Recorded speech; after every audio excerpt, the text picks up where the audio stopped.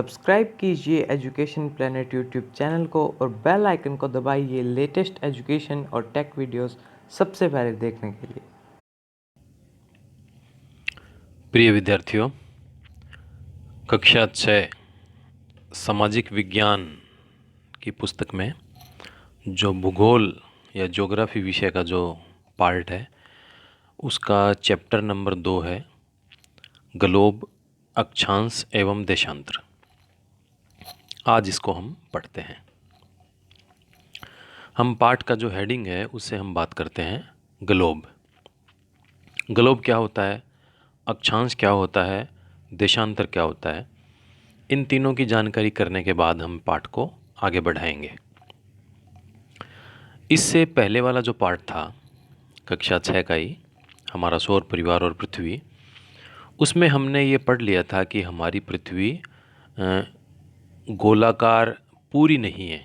जिस प्रकार से नारंगी या संतरा होता है, ऊपर से थोड़ा सा चपटा होता है, उस प्रकार से हमारी पृथ्वी उत्तरी और दक्षिणी ध्रुवों पर थोड़ी सी चपटी है और बीच में से थोड़ी सी उभरी हुई इस प्रकार से दिखाई देती है। हम बात कर रहे हैं ग्लोब की। तो देखिए,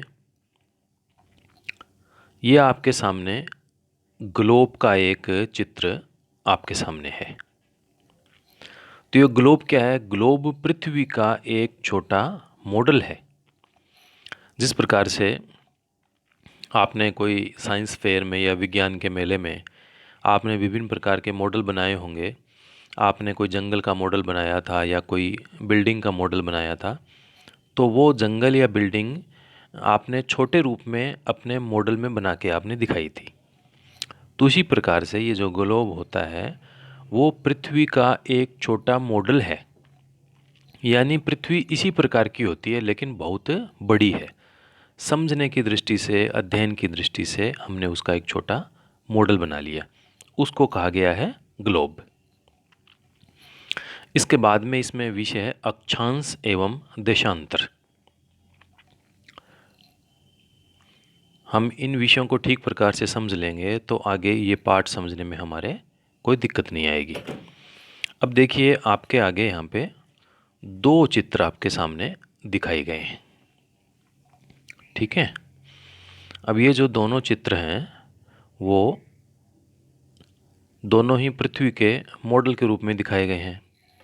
अब आप देखिए, ये जो पहला चित्र है, यहाँ पर आप देख रहे हो कि इसके ऊपर तो हरे रंग की और नीचे नारंगी रंग की इसमें रेखाएं हैं। तो ये जो रेखाएं इस प्रकार से खींची गई है, ऐसे ऐसे इस पृथ्वी के मॉडल पर, ग्लोब पर जिस प्रकार की जो रेखाएं खींची गई है, उन रेखाओं को कहते हैं हम अक्षांश रेखाएं। अभी आप इतना ही ध्यान रखिए, यानी जो पूर्व पश्चिम की ओर रेखा खींची गई है उनको कहेंगे अक्षांश रेखाएं। अब आप दूसरा देखिए, देशांतर रेखाओं के लिए इसमें आपको ऐसे लंबी लंबी रेखाएं उत्तर से दक्षिण की ओर खींची हुई दिखाई दे रही हैं। आपने खरबूजा खाया होगा, खरबूजे के ऊपर भी इस प्रकार से रेखाएं होती है। तो उत्तर से दक्षिण की ओर जो रेखाएं ग्लोब पर खींची जाती है वो कहलाती है देशांतर रेखाएं। ये इस प्रकार से खींची गई है, ऐसे।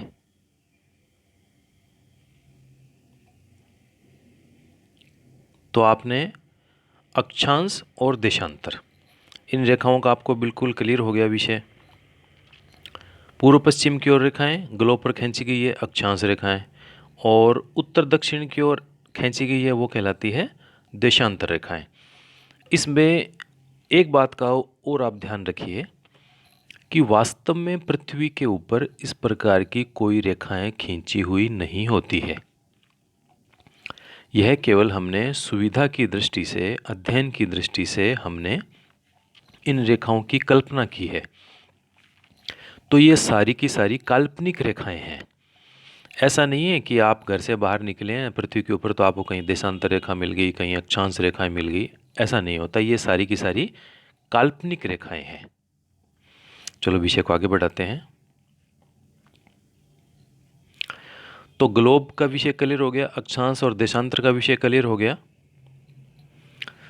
तो इससे पहले वाला जो पार्ट था उसमें हमने पढ़ लिया था कि पृथ्वी गोलाकार नहीं है, उत्तर दक्षिण ध्रुवों की ओर से थोड़ी चपटी है और बीच में से मध्य में थोड़ी सी उभरी हुई है। अब कैसी दिखाई देती है, ये आपके सामने ग्लोब के रूप में प्रदर्शित किया गया था। अब ग्लोब विभिन्न आकार और प्रकार के हो सकते हैं। बड़े ग्लोब जो आसानी से एक स्थान से दूसरे स्थान पर नहीं ले जाए जा सकते, पॉकेट में रखने योग्य छोटे ग्लोब, तथा गुब्बारे जैसे ग्लोब जिनमें हवा भरी जा सकती है और आसानी से एक स्थान से दूसरे स्थान पर ले जाए जा सकते हैं। ग्लोब स्थिर नहीं होते हैं, इसे उसी प्रकार घुमाया जा सकता है जैसे कुम्हार का पहिया या लट्टू घूमता है। ग्लोब पर देशों, महाद्वीपों तथा महासागरों को उनके सही आकार में दिखाया जाता है। अब ये जो ग्लोब है ये घूम सकता है। इसमें हम यदि इस प्रकार से इसको हम घुमा सकते हैं, ये इसका नीचे अक्ष है, एक ये कीली लगी रहती है और एक ये ऊपर की तरफ है और एक नीचे की तरफ है, और इस प्रकार से यदि हम इसको हाथ लगाएंगे तो ये ग्लोब घूम जाएगा, गोले की तरह ये घूमना प्रारंभ कर देगा।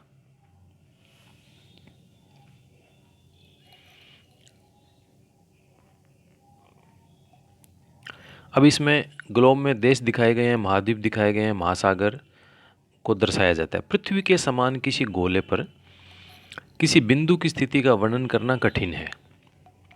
अब प्रश्न ये उठता है कि इस पर किसी स्थान की स्थिति कैसे बताई जा सकती है। इसके लिए हमें कुछ बिंदुओं एवं रेखाओं के संदर्भ की आवश्यकता होती है। अब ग्लोब पर अक्षांश और देशांतर रेखाओं की जरूरत क्यों पड़ी कि ग्लोब के ऊपर, पृथ्वी के ऊपर कौन सा स्थान कहाँ पर है, ये उसको बताने के लिए हमें अक्षांश और देशांतर रेखाओं की आवश्यकता पड़ी। आपने देखा कि एक सुई ग्लोब में झुकी हुई अवस्था में स्थित होती है जिसे अक्ष कहा जाता है। तो ग्लोब पर वे दो बिंदु जिनसे होकर सुई गुजरती है, उत्तर तथा दक्षिण ध्रुव वृत्त है, और ग्लोब को इस सुई के चारों ओर पृथ्वी की भांति पश्चिम से पूर्व की ओर इसको घुमाया जाता है। लेकिन याद रखें, इन दोनों में एक अंतर है। पृथ्वी पर वास्तव में ऐसी कोई सुई नहीं होती और यह अपने अक्ष पर चारों ओर घूमती है, जो एक काल्पनिक रेखा है। ये जो मैं पहले बता चुका हूँ कि ये केवल एक काल्पनिक रेखाएं हैं। एक अन्य काल्पनिक रेखा भी होती है जो ग्लोब को दो बराबर भागों में बांटती है।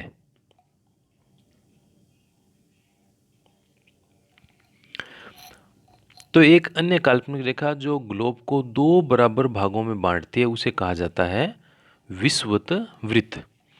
और पृथ्वी के उत्तर में स्थित आधे भाग को उत्तरी गोलार्ध और दक्षिण वाले आधे भाग को दक्षिणी गोलार्ध कहा जाता है। इसको थोड़ा सा अच्छी प्रकार से हम समझते हैं।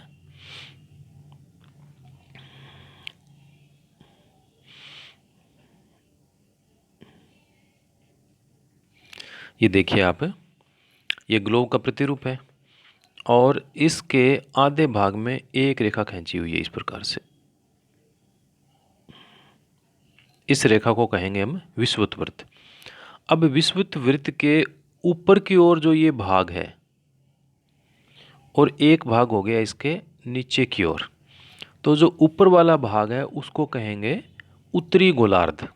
अब ऊपर वाले को उत्तर क्यों कहते हैं? क्योंकि हमने दिशा की जानकारी में आपने पहले कभी पढ़ा होगा कि हम जब दिशाओं का ज्ञान करते हैं तो दिशा में इस प्रकार से जो ऊपर की ओर होती है वो तो होती है उत्तर दिशा, और जो नीचे की ओर होती है वो होती है दक्षिण दिशा, और इस प्रकार से जो होती है इसको कहेंगे पूर्व दिशा, और पश्चिम की ओर जो दिशा होती है वो कहलाएगी पश्चिम दिशा। तो ग्लोब पर ऊपर, नीचे, दाईं ओर, बाईं ओर इस प्रकार से दिशाओं का ये ज्ञान होता है।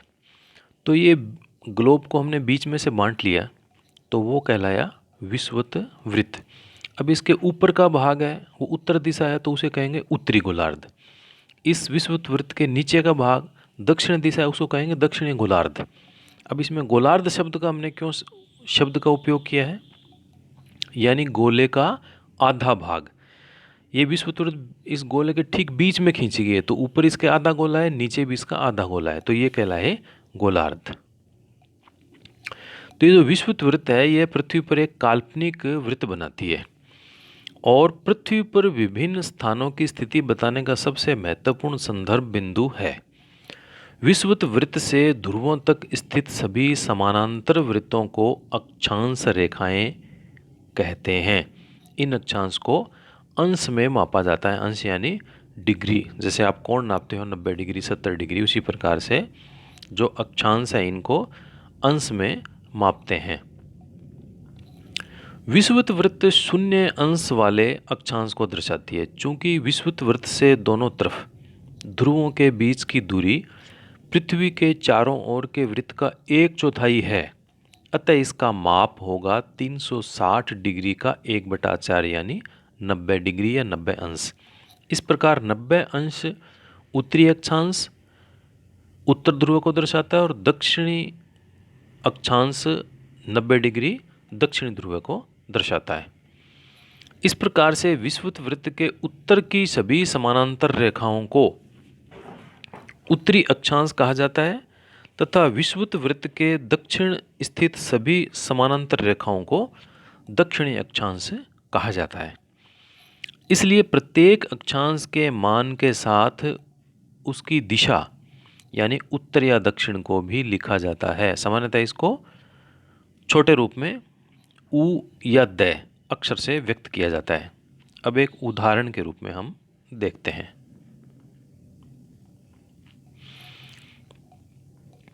उदाहरण के लिए महाराष्ट्र में एक स्थान है चंद्रपुर और दक्षिण अमेरिका का देश ब्राज़ील है, वहाँ पर एक स्थान है बेलो होरिजोंटे। दोनों का एक ही अक्षांश है 20 डिग्री अंश पर स्थित है, लेकिन चंद्रपुर विषुवत वृत्त के 20 डिग्री उत्तर में स्थित है और बेलो होरिजोंटे विषुवत वृत्त के 20 डिग्री दक्षिण में स्थित है। इसलिए हम कह सकते हैं कि चंद्रपुर 20 डिग्री उत्तरी अक्षांश पर तथा बेलो होरिजोंटे 20 डिग्री दक्षिण अक्षांश पर स्थित है। अब ये जो चित्र है इसमें स्पष्ट है कि जैसे जैसे हम विषुवत वृत्त से दूर जाते हैं अक्षांशों का आकार घटता जाता है।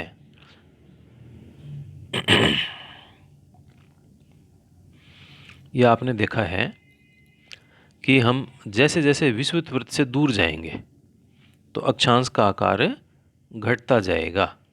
अब ये विषुवत वृत्त है, यहाँ का बड़ा है, इसके बाद में ये 20 डिग्री उत्तरी अक्षांश, इसका आकार इससे कुछ छोटा है और इसके बाद में फिर ये 40 डिग्री है, इसका कुछ छोटा हो गया, 60 डिग्री आप देखिए और ही छोटा हो गया, 80 डिग्री और छोटा हो गया।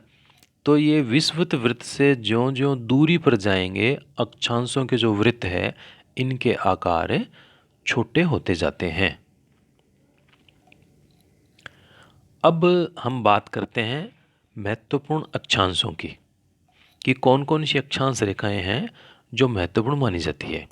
इसमें एक है विषुवत वृत्त 0 डिग्री अक्षांश, उत्तरी ध्रुव 90 डिग्री उत्तर तथा दक्षिण ध्रुव 90 डिग्री दक्षिण।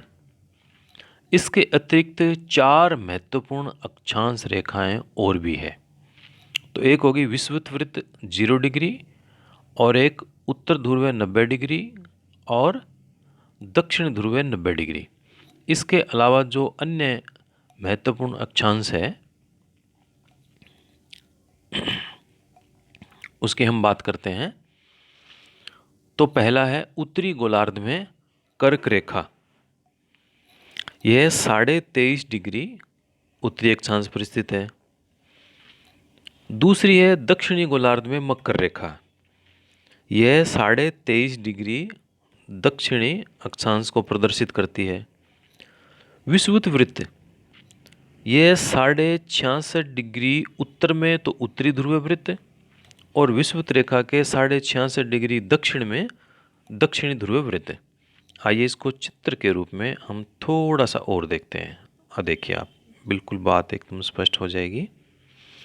आप इसमें देखिए बिल्कुल जो बीच में दिखाया गया है, आप देखिए ये जो बीच में दिखाया गया है ये है विषुवत वृत्त 0 डिग्री, और इसके बाद में इसके ऊपर की ओर उत्तरी गोलार्ध है, तो ऊपर की ओर 23.5 डिग्री उत्तर में कर्क रेखा, इसको 23.5 डिग्री उत्तर में उत्तरी गोलार्ध की रेखा को कर्क रेखा कहते हैं। और नीचे देखिए विषुवत वृत्त से नीचे की ओर 23.5 डिग्री मकर रेखा, और इसके बाद में उत्तरी गोलार्ध में 66.5 डिग्री उत्तर में उत्तरी ध्रुव वृत्त, और ऐसे ही दक्षिण में दक्षिणी गोलार्ध में 66.5 डिग्री दक्षिणी ध्रुव वृत्त।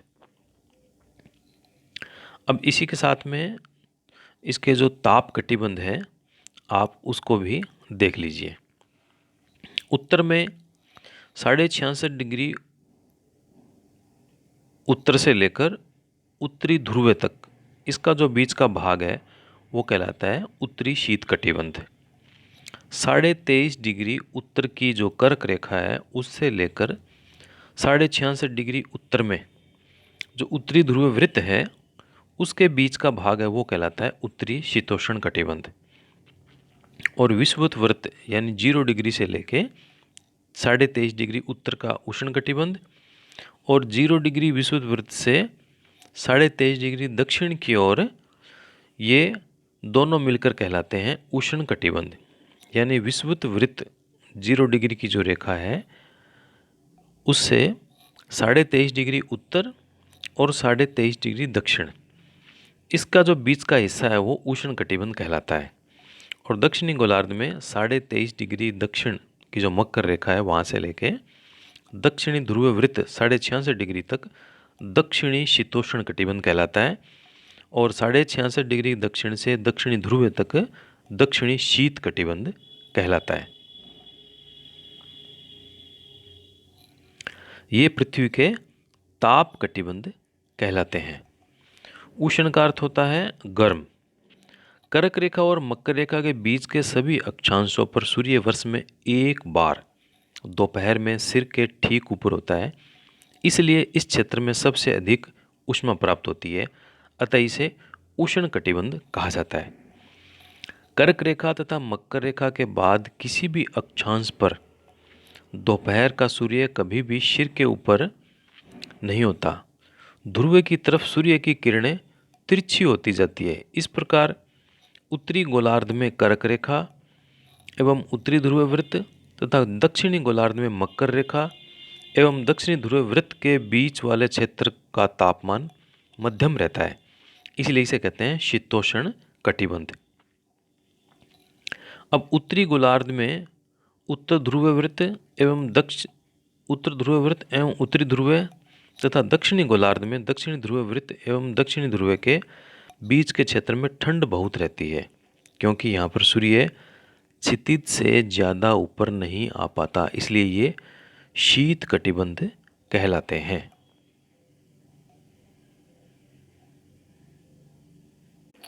देशांतर क्या है? किसी स्थान की स्थिति को बताने के लिए उस स्थान के अक्षांश के अतिरिक्त कुछ और जानकारियों की आवश्यकता भी होती है। आप देख सकते हैं कि प्रशांत महासागर में स्थित टोंगा द्वीप एवं हिंद महासागर में स्थित मॉरिशस द्वीप एक ही अक्षांश 20 डिग्री दक्षिण पर स्थित है।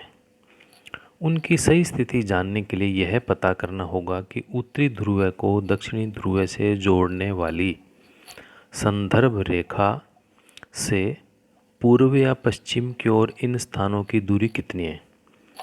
ये जो उत्तर और दक्षिण के ध्रुवों को जोड़ने वाली संदर्भ रेखा है, इसको देशांतरीय याम्योत्तर या देशांतर रेखा कहते हैं। अब आप देखिए इस चित्र में आपके सामने स्पष्ट हो रहा है कि किस प्रकार से यह एक ग्लोब आपके सामने है, और इसमें उत्तर और दक्षिण की ओर इसमें आपको ये रेखाएं दिखाई दे रही है। तो ये जो उत्तर से दक्षिण की ओर की जो रेखाएं हैं ये सारी की सारी देशांतर रेखाएं हैं। तो इसी को याम्योत्तर कहा गया है।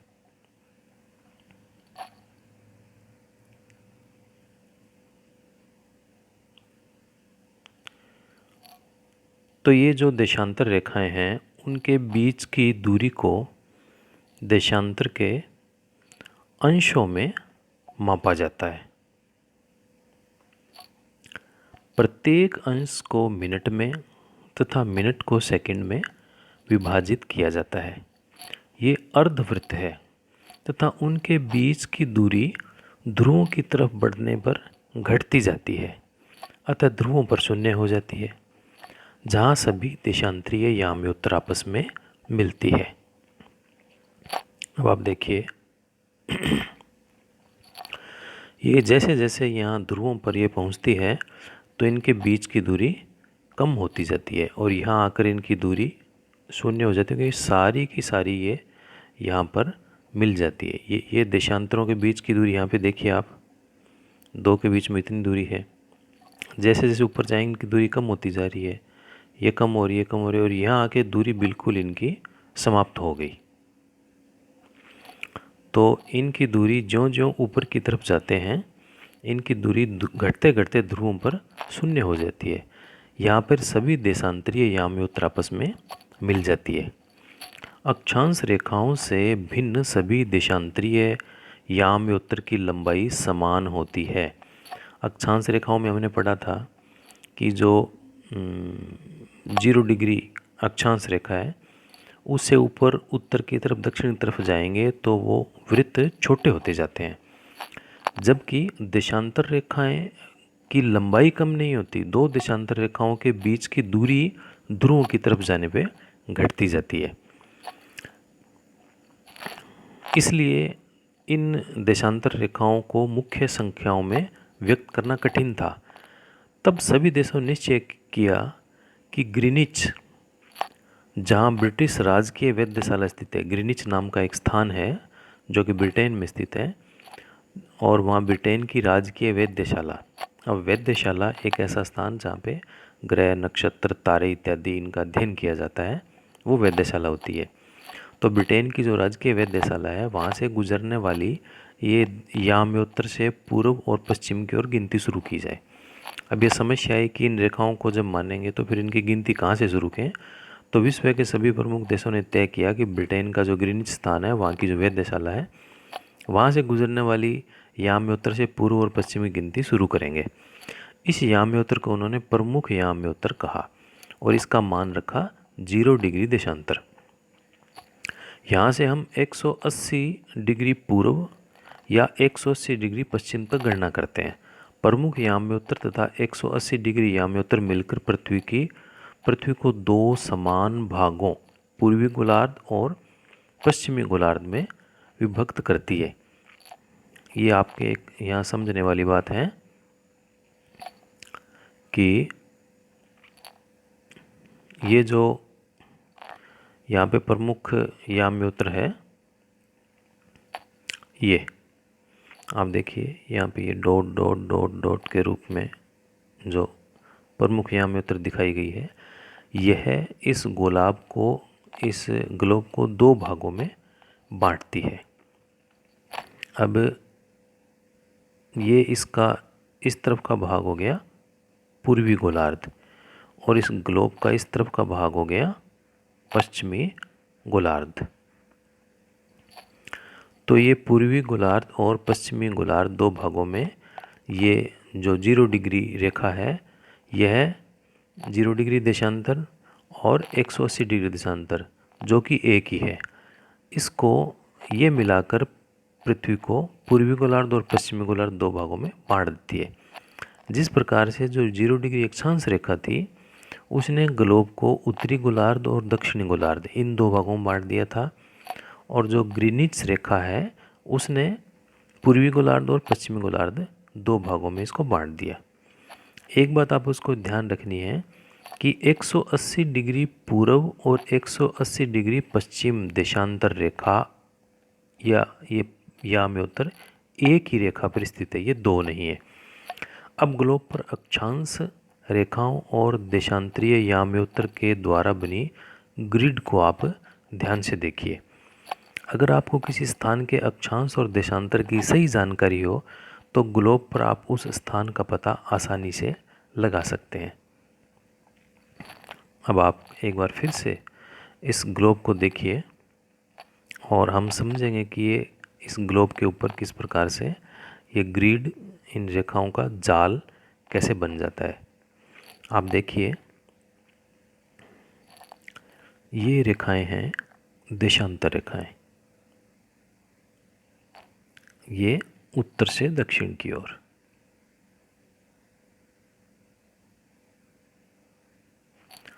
और ये है इसकी अक्षांश रेखाएं, ये पश्चिम से पूर्व की ओर है।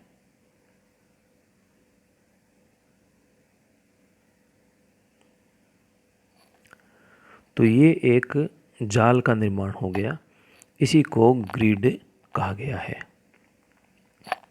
अब इस ग्रिड की सहायता से ही हम पृथ्वी पर कौन सा स्थान कहाँ पर है उसकी हम जानकारी आसानी से कर लेते हैं।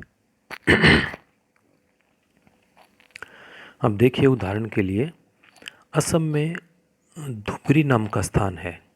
यह 26 डिग्री उत्तरी अक्षांश और 90 डिग्री पूर्वी देशांतर पर स्थित है। अब उस बिंदु को देखो जहाँ पर ये दोनों रेखाएं एक दूसरे को काटती है। यह बिंदु धुबरी की स्थिति को बिल्कुल ठीक प्रकार से बताएगा। अब इसको समझने के लिए एक छोटा सा हम प्रयोग करते हैं। एक कागज़ के ऊपर समान दूरी वाली क्षैतिज तथा ऊर्ध्वाधर रेखाएं खींचते हैं। ऊर्ध्वाधर रेखाओं को संख्या 1, 2, 3, 4 और क्षैतिज रेखाओं को क, ख, ग अक्षर से हम संबोधित करेंगे। और ये जो दोनों रेखाएं हैं, ऊर्ध्वाधर और क्षैतिज रेखाएं, एक दूसरे को काटती है। वहाँ कुछ छोटे छोटे वृत्त हम खींच देंगे। इन छोटे वृत्तों को ए, ब, स, द के नाम से हम इसको व्यक्त कर देंगे। मान लीजिए ऊर्ध्वाधर रेखाएं पूर्व देशांतरों और क्षैतिज रेखाएं उत्तरी अक्षांशों को व्यक्त करती है।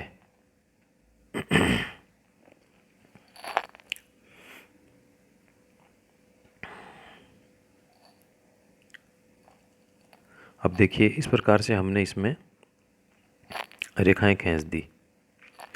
अब इन रेखाओं के अनुसार ही ग्लोब पर अक्षांश रेखाएं और देशांतर रेखाएं, अब जो ऊपर से नीचे की ओर रेखाएं हैं वो देशांतर रेखाओं का प्रतीक है। ये देशांतर रेखाओं का प्रतीक है। और जो पश्चिम से पूर्व की ओर है ये अक्षांश रेखाओं का प्रतीक है। अब ये दोनों रेखाएं जहाँ पर काटती है, अब इसने यहाँ पर काटा है, इसको वृत्त बना दिया, यहाँ काटा है, यहाँ वृत्त बना दिया हमने। अब ये जहाँ जहाँ ये दोनों रेखाएं मिल रही है वहाँ पर हम किसी भी स्थान की स्थिति को हम निश्चित रूप से उसका पता लगा सकते हैं कि वो स्थान ग्लोब पर कहाँ पर है। तो ये ग्रिड का एक बहुत बड़ा उपयोग है कि कौन सा स्थान इस ग्लोब के ऊपर, इस पृथ्वी पर कहाँ पर है, उसकी सही जानकारी हम कर सकते हैं। अब आगे विषय आता है देशांतर और समय का। समय को मापने का सबसे अच्छा साधन पृथ्वी, चंद्रमा एवं ग्रहों की गति है। सूर्योदय एवं सूर्यास्त प्रतिदिन होता है, अतः स्वाभाविक ही यह है कि यह पूरे विश्व में समय निर्धारण का सबसे अच्छा साधन है। स्थानीय समय का अनुमान सूर्य के द्वारा बनने वाली परछाई से लगाया जा सकता है, जो दोपहर में सबसे छोटी होती है और सूर्योदय तथा सूर्यास्त के समय सबसे लंबी होती है। ग्रीनिच पर स्थित प्रमुख याम्योत्तर पर सूर्य जिस समय आकाश के सबसे ऊंचे बिंदु पर होगा उस समय याम्योत्तर पर स्थित सभी स्थानों पर दोपहर होगी। चूंकि पृथ्वी पश्चिम से पूर्व की ओर चक्कर लगाती है, अतः वे स्थान जो ग्रीनिच के पूर्व में हैं उनका समय ग्रीनिच समय से आगे होगा और जो पश्चिम में है उनका समय पीछे की ओर होगा। समय के अंतर की दर की गणना की जो विधि है वो इस प्रकार से होती है। पृथ्वी लगभग 24 घंटे में अपने अक्ष पर 360 डिग्री घूम जाती है, एक चक्कर पूरा कर लेती है। अर्थात वह 1 घंटे में 15 डिग्री और 4 मिनट में 1 डिग्री घूमती है। यानी 24 घंटे में 360 डिग्री उसने चक्कर लगाया, घूमी है वो अपने अक्ष पर, तो 1 घंटे में वो 15 डिग्री घूमी, और 1 घंटे में 15 डिग्री घूमती है तो 4 मिनट में वो 1 डिग्री घूमती है। इस प्रकार जब ग्रीनिच में दोपहर के 12 बजते हैं, तब ग्रीनिच से 15 डिग्री पूर्व में जो समय होगा वो 15 इंटू 4 बराबर 60 मिनट, अर्थात ग्रीनिच के समय से 1 घंटा आगे होगा। तो वहाँ ग्रीनिच में 12 बजे हैं तो वहाँ पर दोपहर का 1 बजेगा। लेकिन ग्रीनिच से 15 डिग्री पश्चिम का समय ग्रीनिच से 1 घंटे पीछे होगा तो वहाँ 11 बजेंगे। इस प्रकार जब ग्रीनिच पर दोपहर के 12 बजे होंगे उस समय 180 डिग्री पर मध्य रात्रि होगी, क्योंकि वो ठीक उसका विपरीत होगा। किसी भी स्थान पर जब सूर्य आकाश में अपने उच्चतम बिंदु पर होता है तो दोपहर के उस समय घड़ी में दिन के 12 बजते हैं। इस प्रकार घड़ी के द्वारा दिखाया गया उस समय का जो स्थानीय समय होता है उसको हम देख सकते हैं कि ये देशांतरीय याम्योत्तर पर सभी स्थानों का स्थानीय समय समान होता है। अब एक प्रश्न उठता है कि हम ये मानक समय क्यों मानते हैं। अलग अलग याम्योत्तर पर स्थित स्थानों के स्थानीय समय में अंतर होता है। उदाहरण के लिए बहुत से देशांतरों से होकर गुजरने वाली रेलगाड़ियों के लिए समय सारणी तैयार करना कठिन होगा। एक उदाहरण देखते हैं हम। भारत में गुजरात के द्वारका तथा असम के डिब्रूगढ़ के स्थानीय समय में लगभग 1 घंटे 45 मिनट का अंतर होगा। इसलिए यह आवश्यक है कि देश के मध्य भाग से गुजरने वाले किसी याम्योत्तर के स्थानीय समय को देश का मानक समय माना जाए। इस याम्योत्तर रेखा के स्थानीय समय को पूरे देश का मानक समय माना जाता है। तो भारत में 82.5 डिग्री पूर्व को मानक याम्योत्तर माना गया है। इस याम्योत्तर के स्थानीय समय को पूरे देश का मानक समय माना जाता है। इसे भारतीय समय के नाम से जाना जाता है। अब आप देखिए, कबीर भोपाल के निकट एक छोटे से नगर में रहता है। वह अपने मित्र आलोक से कहता है कि वे लोग रात्रि में सो नहीं पाएंगे क्योंकि भारत और इंग्लैंड के बीच एक क्रिकेट का मैच लंदन में दोपहर 2 बजे शुरू होगा। अर्थात भारत के समय अनुसार मैच शाम के 7:30 बजे शुरू होगा और देर रात्रि में समाप्त होगा। तो आप जानो कि भारत और इंग्लैंड के बीच के समय में अंतर क्या है। अब भारत का जो मानक समय है वो 82.5 डिग्री पूर्व में स्थित है तथा यहाँ का समय ग्रीनिच समय से 5 घंटा 30 मिनट आगे है। इसलिए जब लंदन में दोपहर के 2 बजेंगे तब भारत में शाम के 7:30 बजेंगे। लंदन में 12 बजेंगे दिन के तो भारत में 5:30 बजे का समय होगा, और लंदन में यदि शाम के 6 बजेंगे तो भारत में रात्रि के 11:30 बजेंगे। कुछ देशों का देशांतरीय विस्तार इतना अधिक होता है कि उसके कारण वहाँ एक से अधिक समय अपनाए गए हैं। जैसे रूस का जो देशांतरीय विस्तार बहुत ज़्यादा है तो रूस में 11 मानक समय को अपनाया गया है। पृथ्वी को एक एक घंटे वाले 24 समय क्षेत्रों में बांटा गया है। इस प्रकार प्रत्येक समय क्षेत्र 15 डिग्री देशांतर तक के क्षेत्र को घेरता है। अब आप देखिए, भारत का आपको मानचित्र दिखाया गया है और इसमें ये जो 82.5 डिग्री का जो याम्योत्तर है देशांतर रेखा, इसको भारत का मानक समय माना गया है। एक और विश्व का नक्शा है इसमें, उसकी सहायता से हम देखते हैं कि किस प्रकार से ये देखिए अपने सामने आ गया। ये संसार का आपके सामने नक्शा है, मानचित्र है। अब आप देखिए इसमें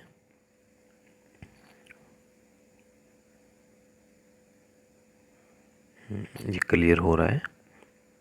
ये देखिए आप, ये इंग्लैंड में ये जो इसमें डॉट डॉट रेखा एक दिखाई गई है, ये इंग्लैंड का ये इसमें स्थान है, और ये जो डॉट डॉट रेखा है ये डॉट डॉट रेखा इंग्लैंड के ग्रीनिच नामक जो स्थान है, नगर है, वहाँ की राजकीय वेधशाला से होकर गुजरती है। अब आप देखिए इस रेखा से पूर्व की ओर, अब यहाँ पर इंग्लैंड है और हम आगे देखेंगे तो यहाँ पर भारत है। आप देखिए, यह यहाँ पर इंग्लैंड है, ये इंग्लैंड है और इसके आप पूर्व की ओर चलेंगे तो भारत आता है यहाँ पर। तो इसमें जब पूर्व की ओर बढ़ेंगे तो एक एक घंटे का अंतर 15 डिग्री देशांतर पे बढ़ता जाएगा। और इसी प्रकार से जब पश्चिम की ओर तरफ चलेंगे तो 15 डिग्री देशांतर पर एक एक घंटे का अंतर कम होता जाएगा। यानी कि 1 डिग्री देशांतर पर 4 मिनट का अंतर पड़ जाता है। तो इस प्रकार से आपने देखा कि किस प्रकार से आपने